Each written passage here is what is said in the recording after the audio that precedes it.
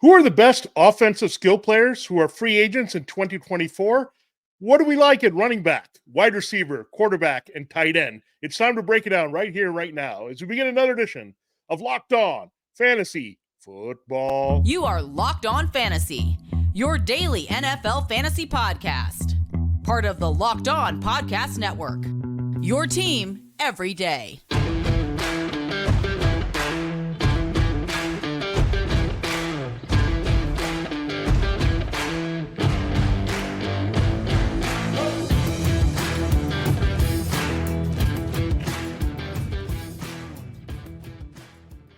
Greetings, everyone, and welcome to another edition of the Locked On Fantasy Football Podcast. As usual, I'm one of your co-hosts, Vinnie Iyer, and I'm not doing this.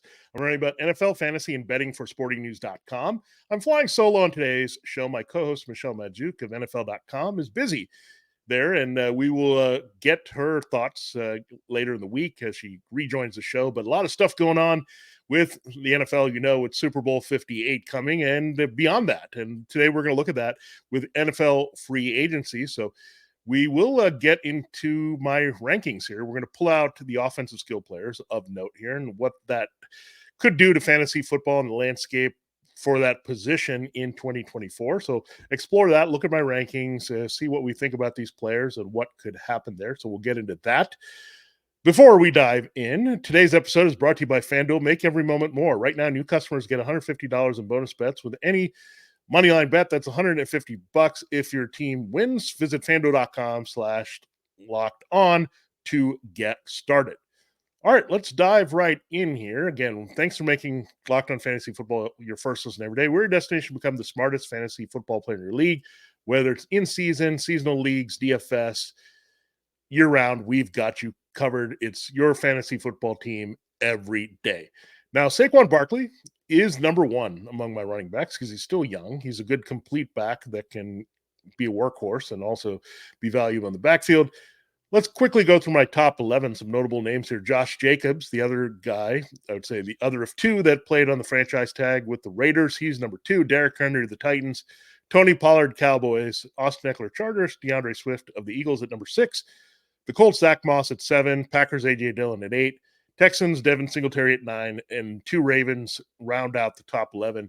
J.K. Dobbins, who was hurt, and Gus Edwards. So, yeah, a lot of good value and names that we've seen in fantasy football that have been valuable here for us, not just this past season, but in seasons past. So let's start with and break it down. It doesn't look like Saquon Barkley is going to return to the Giants. He felt pretty confident when he was cleaning out his locker that he's going to go elsewhere. I don't think the Giants also want to reinvest in him because, look, he hasn't helped them win, even with his dual threat role with a struggling offense. He's a bit of a big play, big game guy, right? He explodes for some big plays, but he can get shut down a lot of games. And he's really dependent on that real long home run, whether it comes from a short catch or a run. So he's a little hard to feel great about in fantasy. Look, he was great as a rookie. We loved him.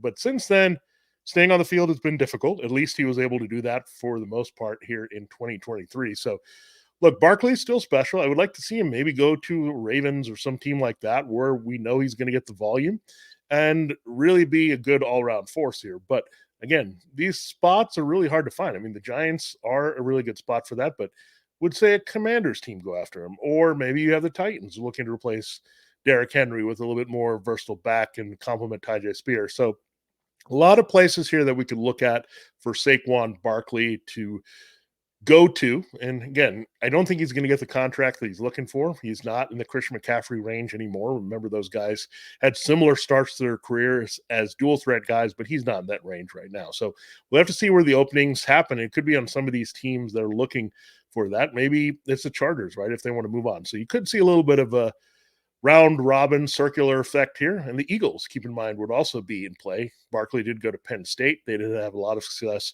with Miles Sanders. So a lot of things to look at there with Saquon Barkley. But look, depending on where he lands, if he's with the Eagles, we're all in potentially on him as an RB1. But a lot of other cases, because of his volatility, we're going more RB2 with him wherever he goes. Now, Josh Jacobs is an interesting case. Will the Raiders just move on with Zamir White? Now, Jacobs had the big rushing season, won the title. in 2022, but typically when you do that and get the volume, you drop off. That's what happened. There was some injury attrition near the end as well, where they'd put him on the shelf. So when you look at that, Josh Jacobs, again, still can be a good complete back, but where the volume roles here available, right? I think you look at Dave Montgomery from last year. I think that's an ideal scenario for a Josh Jacobs. Land with a young back. Yeah, he may not get all the work here, but maybe you look at the Falcons, right? I know they have a coach there, the Raheem Morris and Zach Robinson, that they're going to look to maybe get one back involved, but maybe you want a little bit of pressure off that back. Maybe you see a copycat, the Jahmyr Gibbs Montgomery effect, and do that for Robinson. Look, Tyler Algier is okay, but I think you can get an upgrade. You can do a little bit more on the field. So again, feature roles are going to be interesting to see if they can be had. Again, the best spot for these guys, Giants and Raiders respectively right now. So I don't think there's going to be that opportunity initially that pops up. Maybe the Patriots could get him and complement him with Ramondre Stevenson. Ezekiel Elliott is also free agent. So a lot of things to think about here with Josh Jacobs. The Cowboys, you'd also think, could be in the market for running back with Tony Pollard as a free agent and how they missed Elliott as a complimentary back in 2023. Now, Derrick Henry also could be in play for Dallas. Look, the Titans could bring him back, right? I mean, he was still pretty productive. You just have to lessen his workload. And again, you could see Montgomery Gibbs situation developing there with Tyjae Spears. So, yeah, I think we want him out if we're a Tyjae Spears manager here, and especially in dynasty keeper formats where we want Spears to go forward as the guy. But again, they could bring him back on the cheap. I mean, it's a rebuilding team, so they might go in a different direction. We know they have Brian Callahan. We had Joe Mixon, but he didn't really rely a lot on the run in Cincinnati. Like Joe Mixon was more a complimentary red zone back, but that's how they could keep Derrick Henry, right? And then have Tyjae Spears out there as the more regular down guy, work him in the passing game, help Will Levis like they did with Samaje Perine and Mixon for a couple years in Cincinnati. So something to look at there. Definitely you always want to look at where the parallels are with the new coordinators, and there's a lot of new coordinators. And keep in mind, we just had Arthur Smith transition to now Pittsburgh. So you watch out for that, because Derrick Henry did play really well for Arthur Smith. He was kind of his bread and butter. The real reason Arthur Smith ascended to the Falcons job because of Henry and the production. Now it gets trickier. Tony Pollard probably in the best situation, returned to Dallas. The Cowboys like to please there, but Pollard was a bit disappointing last year as a runner, red zone finisher, just wasn't there as a feature back. I think what they will likely do is probably take a lesser deal to try to keep him and then bring in that complimentary back where it's Henry or Elliott or someone else. Now, Austin Eckler is an interesting case. Will they go for someone like Austin Eckler? There's been a lot of rumors about Blake Corum out of Michigan joining that backfield here in the draft. Is a good value for Jim Harbaugh, but they could also bring back Eckler because Harbaugh likes those versatile backs and is a proponent of the running game first to open things up here for Justin Herbert, and knowing how important Eckler is to Herbert. So we'll have to see. I think it's more about the age, injury, attrition on whether Eckler is retained. DeAndre Swift, look, he couldn't stay all that durable. He had some big games, but also disappeared a lot for the Eagles. It's a different style of running game now, right? They're moving on. Eagles have Kellen Moore in there. So what would you think?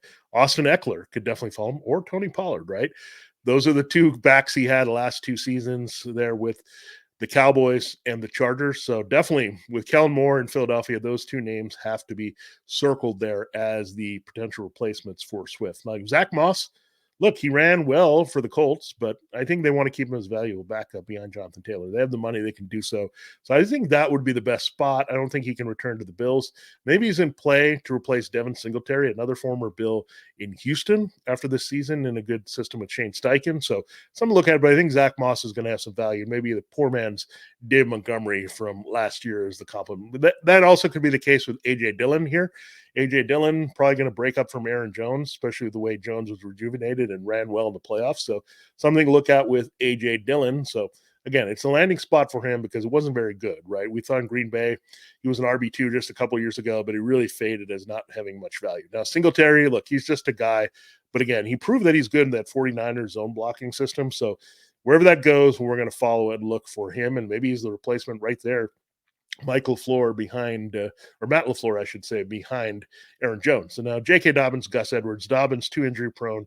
Gus Edwards is going to have to be power back complement. Maybe, again, an option for Dallas. If you got the change of pace guy, Gus Edwards is not a bad place to go. And maybe an option also for the Chargers going from Harbaugh to Harbaugh. So some things to watch there. So there you have it. There's a breakdown of my top 11 running backs right now and what could happen with them in free agency. Now we'll get into my wide receivers next. We'll go 14 deep and do it rapid fire in our next segment, then get into quarterbacks and tight ends in the final part of the show. Before that, we got to hear from one of our fine sponsors. All right, told you it's the top. This episode of Locked On Fantasy Football is brought to you by FanDuel, America's #1 sportsbook. If you're like me, Super Bowl Sunday is all about scoring the best seat on the couch, grabbing your favorite football snacks, and placing some super bets. Yeah, I'll be happy to be at home this year to lock in to all these actions that are available. And really, it's awesome because I'm usually at the game, but this year, a little bit of a change and looking at it from more betting fantasy perspective. So I'll get to see more parts of the things that I typically miss there. So one thing I do miss is getting all over it with the action there on FanDuel, and I'll get to explore that more this year. So check that out for yourself. FanDuel has so many ways for you to end the season with the W or 2 or 3. Not only can you bet on who wins Super Bowl 58, but FanDuel also has bets to see which players will score a touchdown, how many points will be scored, and so much more. So there's a lot of good stuff that you can check in. There's also bound to be some funny entertainment prop bets with the Usher and the national anthem with Reba McEntire and all that good stuff. So check it out. New customers join today and will get $200. That's right, bonus bets. So it's great for that. So it's up their offer from the 150. Your first bet of $5 or more wins. That's all you need here. Just visit FanDuel.com/lockedon to sign up. And that's FanDuel.com/lockedon to sign up. Make every moment more with FanDuel, an official sportsbook partner of the NFL. All right, it is time to look at my wide receivers here that are ranked, and this is how I rank him, and this is partly because of age, right, and upside, and that's how I look at it. Michael Pittman Jr. Look, he didn't have an explosive season. He was more of a short area to intermediate target there, but that's how they kind of played their offense. I think if Anthony Richardson, his big arm, would have been there all season long, you might have seen Pittman expand a little bit and be a bigger force in the red zone, but he was with Gardner Minshew, eating up catches for high volume. So Michael Pittman was solid, right? There were low expectations for him with the rookie quarterback and the downfield passing, but they pivoted from Richardson to Minshew. He was very good in a short area. I think the touchdowns could be there, the bigger plays could be there to really see him boost back into those expectations we had just a couple years ago for him as a wide receiver 1 in fantasy, top 12 player. So again, we'll see where he ends up, but a lot of teams needing a receiver. We know that. Look, Pittman is special, and he is a guy that just gets open all the time. So any complimentary role, maybe the Bengals look at him, right? We'll see if they can afford moving on from T. Higgins and go there. But anywhere that needs a 2, a pretty valuable 2, he could be really good in Detroit, right? Playing off Amon-Ra St. Brown there is an upgrade from Josh Reynolds, so something to look at as well. So again, you also look at Shane Steichen, some of the stuff that could happen. The Cardinals might be play, right? Jonathan Gannon is there, the former Eagles defensive coordinator. So that's another team might be looking to spend a little bit differently and get that valuable piece there playing off Michael Wilson and Trey McBride. I think it would be a compliment to both of those guys for Kyler Murray. So some exploration there, but the Colts could also re-sign him, right? They have the rookie quarterback. They have Alec Pierce elsewhere. They don't have a lot, right? Josh Downs is a special player, so I think they might want to keep Pittman with what they can do intact there with Chris Ballard. Now, Mike Evans, look, he's a little bit older, but very productive last year. I think he wants to stay a Buccaneer. He wants to finish his career as a Buccaneer. He's been a big-time community guy in Tampa. So, look, he wants to be a Buck for life. I think he was a little bit disappointed they didn't lock him up here. But, look, Baker Mayfield kind of got his career going again, right? It was slowing down a little bit with Tom Brady getting into the age 30 time, but he keeps plugging around. He's just like the guy that you can count on for 1,000 yards and pretty much 10 TDs every season. And I think he still has some years left. And that just might not be as explosive as he once was. But again, I think it's in his best interest to stay with Baker Mayfield. But again, a team that you might look out for now is the Carolina Panthers, because Dave Canales was responsible for that big season there as the offensive coordinator. So watch out for the Panthers, make an aggressive deal to try to steal Evans from a division foe. T. Higgins and Tyler Boyd. Let's just package them. T. Higgins is number 3 on my list. Tyler Boyd is down at number 6. Again, T. Higgins is the outside guy, some field stretching, can make some plays in the red zone, has a big body. Ideal number 2, right? Complimentary number 2. Or he could be in a different situation that could really benefit, like a number 1. And with DeAndre Hopkins in Tennessee, with Brian Callahan there, that's something you look at. And Tyler Boyd, right? They've had Kyle Phillips. He hasn't been able to stay healthy as the primary slot guy for the Titans. So they could be looking to upgrade all around for Will Levis. The way they did with Callahan and Zach Taylor for Joe Burrow in Cincinnati. So definitely Higgins is on the radar there. And of course, with the Panthers, they want to spend, get a number one receiver there. And Higgins may want that offer. He is from Clemson, so that would make sense with going to Charlotte. Now, I talked about number 3, number 6. Number 4 is Marquise Hollywood-Brown. I think I wouldn't be totally ruling out a reuniting with the Ravens. Remember how Lamar Jackson was disappointed with that? They do have Odell Beckham Jr. and Nelson Aguilar, two of the guys that they used to stretch the field in certain situations. Brown would give them that versatility. So it would not surprise me if he ended up back there. Wouldn't that be crazy, right? The Ravens got a first-round pick for him, and they end up getting him just a couple years later. So something to watch out for with Marquise Brown. Maybe it's a one-year prove-it deal, right? After a little bit of disappointment, couldn't stay on the field there in Arizona. Now, Calvin Ridley, look, he liked playing for the Jaguars, but did they like him enough, right? I mean, he didn't quite dominate as the alpha when there was no Zay Jones. He needed to kind of be the X, but when they put him as the Z, he was not very good. I would still think they tried to keep Calvin Ridley. Overall, he still did have 1,000 yards and showed some decent chemistry with Trevor Lawrence. Now, I had number 6 is Tyler Boyd. Number 7, Darnell Mooney. He's a type of guy that I think could be exciting elsewhere if you put him in the right spot, right? I mean, I think he showed that promise as a rookie and a younger receiver. DJ Moore really took over, and then Mooney got hurt. And he's a guy who can play outside in the slot. I wouldn't mind him maybe in New Orleans or some of that situation, or we're going to chase where he would go. So really, Mooney is a special receiver. And I think this is some fantasy sleeper depending on where he goes. But he's definitely not going to be in Chicago with Justin Fields. We're going to look to upgrade that second wide receiver behind Moore. But again, Mooney just needs a change of scene. He's got the talent to have a little bit of a sleeper breakout on another team. Now, Curtis Samuel, he was valuable a little bit, right? In PPR leagues for volume and all that with the Commanders. We'll see where he ends up. Maybe he goes back to Carolina to give them that. Gabe Davis, we know he's a deep threat, but he was boomer bust. Disappeared in a lot of games, wasn't very consistent. So interesting to see where he lands, but I definitely don't think it's going to be in Buffalo. You look at DJ Chark, I should say. Panthers, not a bad year, but this guy's well-traveled. Jaguars, Lions, it just seems like a different team all the time, coming off injury that he had in his career with the Jaguars, and it hasn't been kind of sweet here. So Chark flashed a little bit. He had one big game, I think, in week 17, but that was about it. So, again, Chark on the move. Kendrick Bourne, he was the Patriots' best fantasy option and receiver overall, but now he's hurt, coming off in a new direction there, potentially all around with that team. Odell Beckham Jr., could be the end for him. Michael Thomas, could be the end for him. And KJ Osborne, just a guy, but you would think they would move on. And maybe he can go to the Rams or something, right, to be a complimentary number 3, maybe an upgrade there, or Detroit even to look at his options in free agency. But I think Osborne is gone, which is going to be good for the value of Jordan Addison and Justin Jefferson playing off TJ Hawkinson, who is whoever's quarterback in 2024. All right, there you have a look at the wide receivers ranked in my top 14. Those are all of them here that are of note that we want to track for fantasy football purposes, whether they stay or go, and the other players that could be affected by that. So we'll get into our quarterbacks and tight ends in our final segment. We need to hear from another one of our fine sponsors. All right, this episode of Locked On Fantasy Football is also brought to you by eBay Motors. Passion, drive, and patience. What brings home the winning trophy is also what keeps your ride or die alive. eBay Motors has everything you need to maintain your vehicle and level it up to peak performances, from superchargers, roof racks, exhaust kits, LED headlights, and more.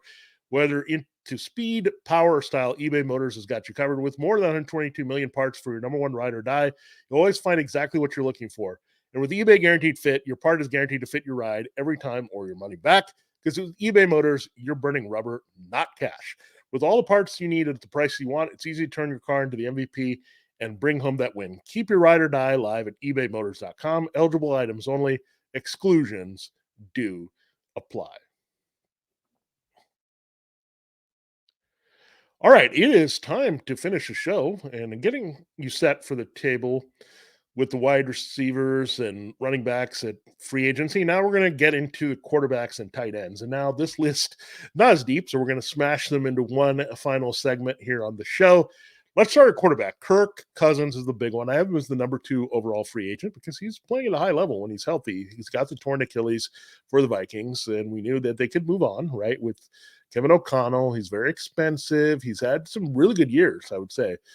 staying healthy game per game with his fantasy production has been the best in his career with the Vikings. Well, it's helpful that he's had Justin Jefferson and TJ Hawkinson, and before that, Adam Thielen. So really some great receivers have been around here, Kirk Cousins, in the short period of time to produce some numbers. He's also a high volume passer. He transitioned well to O'Connell's offense here. He's got the big arm still. It's always been there, right? Big arm. He's been protected, been more efficient, puts up the numbers consistently here. And he's really become a reliable fantasy football quarterback. And look, we're going to have concerns. If he leaves Minnesota, what do we get, right? We saw the Josh Dobbs, Jaron Hall, Nick Mullins type thing, right? We're probably going to have to go to a rookie and a first-round pick there if he's gone. So we kind of want Cousins to stay put, but I could see other teams maybe being interested, maybe as a backup. So a lot of things you need to consider with Cousins. I don't see him accepting the backup job, but maybe some teams see him as that as he's getting a little bit older. But again, coming off the Achilles, that's what they're going to have to look at most to see where he's at and he's healthy. The Vikings might be able to get a slight discount on him. I don't see that because he's already been pretty high with the ceiling with quarterback salary. So they're going to have to weigh. Does he still have the return to push them forward? Are they considering themselves a rebuilding team? They went from overachieving all those comeback wins with Cousins at the helm 2 years ago to kind of falling back down to earth with injuries and defensive things falling apart here. They needed to kind of rally to just be decent, right? They had the 0-4 start. So I don't know what they're thinking there with the O'Connell going forward, but again, it could go either way for me with Cousins, especially with the Vikings kind of picking in the middle of the first round. They got to like the quarterback there. Now, quickly, let's go over the other guys that you have to have of note. Baker Mayfield. Look, Dave Canales is gone, but we know where Dave Canales went, and it's where Baker Mayfield has already been. It's in Carolina. So I don't see him going there. I mean, Dave Canales might be lobbying. It's a new coaching staff, right, to bring him there. But Baker and that exit from Carolina was a bit rough. They dealt him. I know it's a new GM with Dan Morgan in there and not Scott Fitterer, but still, you don't see that, right? And he's going to have to be a backup for sure with Bryce Young. He's in a good spot with the Buccaneers. He likes the teammates. I think they'll keep some of the offensive principles that they had there for Baker Mayfield to keep him successful with the receivers he has. So, again, do they have a package deal? Do they need Mayfield to keep Mike Evans and vice versa? Maybe there's something in play there with Tampa, but definitely Mayfield has been solid, but I wouldn't go chase him, right? It's not Geno Smith again that we're going to see, right? I mean, we'll probably have a questionable year at best in fantasy. So again, I'm not too excited about what happens with Baker Mayfield, but if he loses Mike Evans on top of Dave Canales, I think you're definitely looking at a downgrade for his fantasy football potential in 2024. Now, Ryan Tannehill, probably just a backup at this point. He's worn down. He didn't look all that great filling in for Will Levis, so it's done for him. Gardner Minshew was a super sub. He was okay, right? We've streamed him in a few games, but still was a running team with Jonathan Taylor without Anthony Richardson. So we'll see where he goes. Maybe, again, he goes to Arizona and follows yet another backup quarterback path there behind the one Kyler Murray. So something to watch out there with Gannon definitely in play for Minshew services there from Steichen. Now, at tight end, Dalton Schultz, pretty good year, but not the year that we thought, right? Because Nico Collins and Tank Dell were such big factors at wide receiver. So that was in play for the Texans. Will he move on? You know, the Cowboys are not going to go after him with Jake Ferguson. So 49ers style of offense. We're going to look around. Maybe the Jets target him, right, with their question marks at tight end. They're not going to really totally trust Tyler Conklin. They could be looking at Brock Bowers in the draft. So anybody who needs a tight end in the draft and can't get Bowers is going to be looking at Dalton Schultz. Hunter Henry, I think, would be best served staying with the Patriots, but you can also get a look from his old team, the Chargers. He's a Jim Harbaugh type of player, especially with Gerald Everett being a free agent. So he's number 3 on the board here, Gerald Everett.